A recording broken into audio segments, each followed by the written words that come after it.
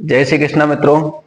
जैसा कि हमने पूर्व सूचित किया था कि हम 20 तारीख से एक नई सीरीज चालू कर रहे हैं, जिसमें आयुर्वेद के अंदर जो पंच तत्व और इन पंच तत्वों से पंचकोश और हमारे जो सातों जो चक्र हैं वो किस प्रकार से एक्टिवेट होते हैं और किस प्रकार से हम उनको बैलेंस कर सकते हैं और क्या क्या इनका उपयोग और क्या दिनचर्या है, उसकी जानकारी के बारे में हम जो 20 तारीख से चर्चा करेंगे। इसी सीरीज में हम ये पहला भाग आपके लिए लेकर आए हैं। हम बहुत सारी चीजों को देखते आए हैं, सुनते आए हैं। पहले भी आपने यूट्यूब पे बहुत तरह की जो चीजें सुनी होगी, बहुत सारे लोगों को सुना होगा। सबका अपना अपना जो एक व्यक्तिगत मत होता है, क्योंकि सबका अध्ययन करने का तरीका अलग अलग होता है, सबका पढ़ने का तरीका अलग होता है। एक ही चीज को लोग अलग अलग प्रकार से बोलते हैं, तो वो सबका अपना अपना व्यक्तिगत है।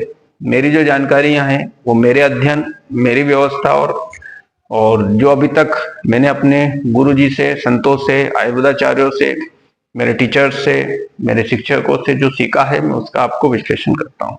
ये मेरा बचपन से लेकर आज तक का जो चीजें रही हैं, ध्यान मार्ग में, भक्ति मार्ग में, आयुर्वेद मार्ग में 12 से 15 साल की मेरी जो प्रैक्टिस के दौरान जो मैंने चीजें देखी हैं, उन सब चीजों का मैं आपको निचोड़ दूंगा।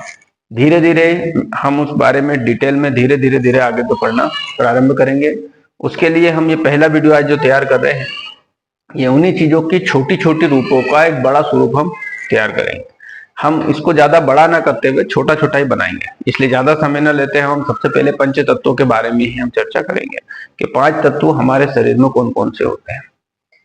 5 तत्वों में पहला तत्व हमारे शरीर के अंदर जो विद्यमान होता है, उस तत्व का जो नाम है पृथ्वी तत्व। दूसरा तत्व हमारे शरीर में जो होता है वो तत्व है जल तत्व। तीसरा तत्व अग्नि, चौथा वायु और पांचवा आकाश। ये पांचों ही तत्व हमारे शरीर के अंदर विद्यमान होते हैं। इनको 5 एलिमेंट्स कहा जाता है और यही पंच तत्व हमारे शरीर को चलाने का कार्य करते हैं। पृथ्वी तत्व किस प्रकार से चलाता है, आकाश तत्व किस प्रकार से चलाता है, इस बारे में हम धीरे धीरे आगे चर्चा करेंगे। पर ये पांचों तत्व क्या होते हैं, इस बारे में हम जो है चलेंगे। पृथ्वी तत्व आप सभी जो जानते हैं, पृथ्वी तत्व हमारे शरीर के अंदर किस प्रकार से इफेक्ट डालता है। पृथ्वी तत्व पृथ्वी है। आपने अगर देखा हो, पृथ्वी के अंदर सबसे मेन जो एनर्जी होती है वो गुरुत्वाकर्षण की एनर्जी होती है। इसी प्रकार हम पृथ्वी तत्व के द्वारा ही स्थिर और व्यवस्थित जो रहते हैं। आकाश तत्व हमारे चारों तरफ के जो सौर मंडल ब्रह्मांड के अंदर जो अनंत एनर्जी है, अनंत ब्रह्मांड है, अनंत कोटि जो ब्रह्मांड है, उसी प्रकार जो अनंत कोटि ब्रह्मांड की अलग अलग प्रकार की जो गति होती है, इसी प्रकार हमारे शरीर के अंदर मनोभाव के रूप में यानी मन के रूप में वो उपस्थित रहता है और हमारे मन की गति भी आकाश की तरह जो रहती है। जल तत्व एक एनर्जी है जो शरीर में आयुर्वेद में कफ के अनुसार जो रहता है, क्योंकि 3 तत्व प्रधान रूप में होते हैं। पृथ्वी और आकाश तत्व जो होते हैं हमारे शरीर में एक एनर्जेटिक रूप में होते हैं और दूसरा मनोरूप में होते हैं, लेकिन ये 3 तत्व हमारे रूप शरीर में प्रत्यक्ष रूप से होते हैं। तीनों तत्वों में जल, अग्नि और वायु है। जल तत्व प्रथम तत्व के रूप में हम उसको जो ले सकते हैं कि शरीर में पहला तत्व, पृथ्वी और आकाश के बाद पहला जो तत्व है वो जल तत्व है, क्योंकि वो शरीर में हमारे यहाँ से यहाँ तक एनर्जेटिक होता है।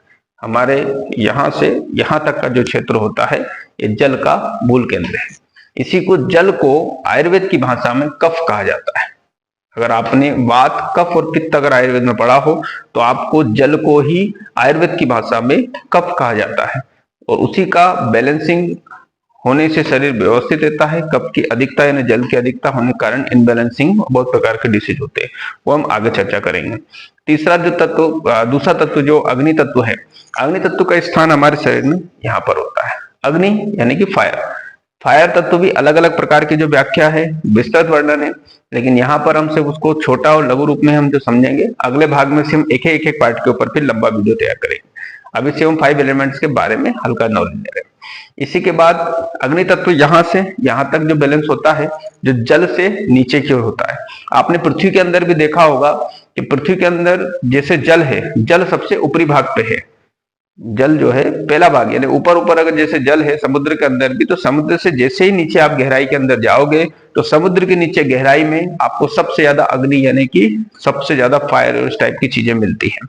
उसी प्रकार हमारे शरीर में भी ऊपर की ओर जल समाहित है। अगर हम यहाँ पंच महाभूतों को पृथ्वी के साथ में अगर देखते हैं तो यहाँ से यहाँ तक अगर जल है तो यहाँ पर हमें अग्नि दिखती है। इसलिए समुद्र में गहराई पे अगर आप खोदोगे तो वहां पे भी सबसे ज्यादा तापमान बढ़ा हुआ ही दिखेगा। और पृथ्वी के अंदर भी जैसे हम ज्यादा होल या छेद करते हैं तो जैसे हम छेद करते जाते हैं तो एक समय ऐसा आता है कि जब सबसे ज्यादा एनर्जी और अग्नि मिलती है। आखिरी तत्व हमारा जो शरीर के अंदर है वो है वायु। वायु को सबसे नीचे की ओर जो प्रेशर के साथ में रखा जाता है। आपने जैसे समुद्र के रसातल में गैस वगैरह जो होती है, गैस भी समुद्र में नीचे की ओर जो पाई जाती है, उसी प्रकार जो भी जितनी गैस होती है वो नीचे की ओर होती है ताकि और जैसे गैस को खुला छोड़ा जाता है वो ऊपर की ओर उठती है। इसीलिए हमारे शरीर में जब भी गैस इनबैलेंसिंग होती है तो वो कमर से नीचे वाले हिस्से पे जो गैस का हमारा जो स्थान होता है, जैसे इनबैलेंसिंग होती है तो वो ऊपर की ओर उठती है और पूरे शरीर को डिस्टर्ब कर देती है। गैस हमारे शरीर में 5 प्रकार की होती है। जो वायु को हम जो वर्णन करेंगे, प्राण, व्यान, उदान, अपान, समान, हम उनके बारे में विस्तार चर्चा बाद में करेंगे। ये जो पांचों जो तत्व है, पांचों तत्व ही हमारे शरीर में सप्त जो 7 प्रकार की कुंडलिनी होती है उनको बैलेंस करते हैं। बिना कुंडली को बैलेंस किए या जागृत किए, जिसको हम बोल सकते हैं इनबैलेंसिंग अगर किसी की कुंडली है तो वो व्यक्ति संसार में अच्छी तरीके से घुल मिल सकता, रह नहीं सकता, व्यवस्थित नहीं रह सकता। जिसका जो चक्र डिस्टर्ब होता है उसके कारण जो परेशान होता है। मैं आपको आज सिर्फ पंच तत्व और उसके कारण जो पंचकोश है वो, और तीसरा जो है जो हमारे 7 चक्र हैं उनके ही नाम ही बता पाऊंगा, क्योंकि फिर ज्यादा लंबा वीडियो हो जाता तो आपको भी समस्या आती है। इसलिए बाकी चीजें हम अगले भाग में व्यवस्थित रूप से एक रूप में चलेंगे। हमारे जो पांचों तत्व है वो शरीर में 7 चक्र के रूप में व्यवस्थित होते हैं। 7 चक्र कौन कौन से हैं? पहला चक्र मूलाधार है जो पृथ्वी तत्व का केंद्र है। दूसरा चक्र हमारा स्वादिष्ठान चक्र है जो स्वादिष्ठान चक्र हमारे जल तत्व का केंद्र है। तीसरा चक्र हमारा मणिपुर चक्र है जो अग्नि का जो केंद्र है। चौथा हमारा अनाहत चक्र या हृदय चक्र के नाम से है जिसको हम वायु का जो केंद्र है। छठा चक्र, पांचवा चक्र हमारा विशुद्धि है। विशुद्धि का आकाश उसका जो है मूल तत्व है।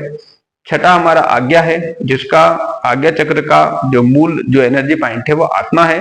और 7वां जो है सहस्त्रार चक्र है। सहस्त्रार चक्र जो है ईश्वर का स्वरूप है, यानी सहस्त्रार जिसका जागृत होता है वो ईश्वर के समीप पहुंच जाता है। ये 7 चक्र हमारे 5 कोष को नियंत्रित करते हैं। पांचों कोष में पहला जो कोष हमारे शरीर के अंदर विद्यमान होता है जिसको हम ओरा कहते हैं, और उसी ओरा जो मनोमय कोष के द्वारा नियंत्रित होता है। पहला कोष या पहला शरीर हमारा जो 5 शरीर है उसमें पहला शरीर है मनोमय कोष। हमारा जो दूसरा कोष स्थूलमय कोष है उसको हम दूसरा ना मानते हो, पहला कोष माने, क्योंकि स्थूलमय कोष जो संसार में दृश्यमान होता है या दिखाई देता है तो हम उसको पहला कोष भी मान सकते हैं, क्योंकि दृश्य जगत में वही मूल कोष है जो हमारे 7 कुंडलियों को व्यवस्था देने के लिए होता है। इसी में आगे चल के हम देखते हैं कि पहला कोष जो स्थूलमय कोष है जो दृश्यमान होता है, दूसरा कोष हमारा मनोमय कोष है जो मन के द्वारा एक ओरा के द्वारा जो संचालित पूरे शरीर को करता है।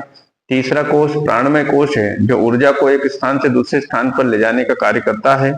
चौथा कोष विज्ञानमय कोष या फिर जिसे हम कहें कि ज्ञानमय कोष है जो हमारे अनंत जन्मों के रहस्यों को अपने अंदर समाहित किए हुए है, और उसी रहस्य के कारण हम आज तक जान पाते हैं कि हमने क्या किया क्या नहीं किया, और हमारी जो ऊर्जा एनर्जी होती है वो स्वतः ही कार्य करने लगती है।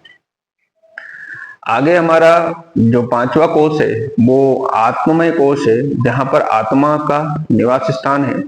आत्ममय कोष मूल कोष है जहां पर ईश्वर से हमारा सीधा साक्षात्कार होता है, और आत्ममय कोष की तक पहुंचने के लिए हमें 5 कुंडलियों को जागृत करना रहता है।